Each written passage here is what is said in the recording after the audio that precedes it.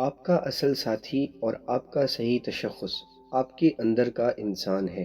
اسی نے عبادت کرنا ہے اور اسی نے بغاوت۔ وہی دنیا والا بنتا ہے اور وہی آخرت والا۔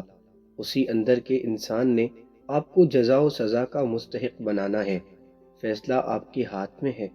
آپ کا باطن ہی آپ کا بہترین دوست ہے اور وہی بدترین دشمن۔ آپ خود ہی اپنے لیے دشواری سفر ہو اور خود ہی شادابی منزل۔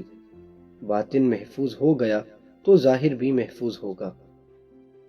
ایمان ہمارے خیال کی اصلاح کرتا ہے، شکوک و شبہات کی نفی کرتا ہے، وسوسوں کو دل سے نکالتا ہے۔ ایمان ہمیں غم اور خوشی دونوں میں اللہ کے قریب رکھتا ہے۔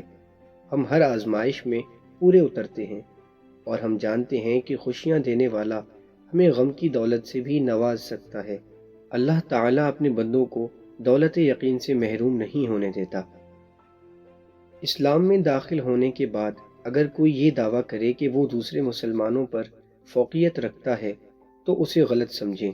اپنی فضیلت کو فضیلت کے طور پر بیان کرنا ہی فضیلت کی نفی ہے۔ انسان کی کم ظرفی ہے، جہالت ہے۔ اصل فضیلت تو دوسروں کو فضیلت دینے میں ہے، جیسا کہ علم میں دوسروں کو شامل کرنے کا نام علم ہے، ورنہ علم سے دوسروں کو مرعوب کرنا اور احساس کمتری میں مبتلا کرنا تو جہالت ہے۔ کسی انسان کے کمظرف ہونے کے لیے اتنا ہی کافی ہے کہ وہ اپنی زبان سے اپنی تعریف کرنے پر مجبور ہو۔ دوسروں سے اپنی تعریف سننا مستحسن نہیں اور اپنی زبان سے اپنی تعریف عذاب ہے۔ عافیت اس بات میں نہیں کہ ہم معلوم کریں کہ کشتی میں سوراخ کون کر رہا ہے، عافیت اس بات میں ہے کہ کشتی کنارے لگے۔ اب کسی نبی نے دنیا میں نہیں آنا، لہٰذا دین کی تبلیغ کی عظیم ذمہ داری ہم سب پر ہے۔ اپنی اصلاح کے بعد یہی امت دنیا کی اصلاح کرے۔ جس نے لوگوں کو دین کے نام پر دھوکہ دیا اس کی عاقبت مخدوش ہے، کیونکہ عاقبت دین سے ہے اور دین میں دھوکہ نہیں۔ اگر دھوکہ ہے تو دین نہیں۔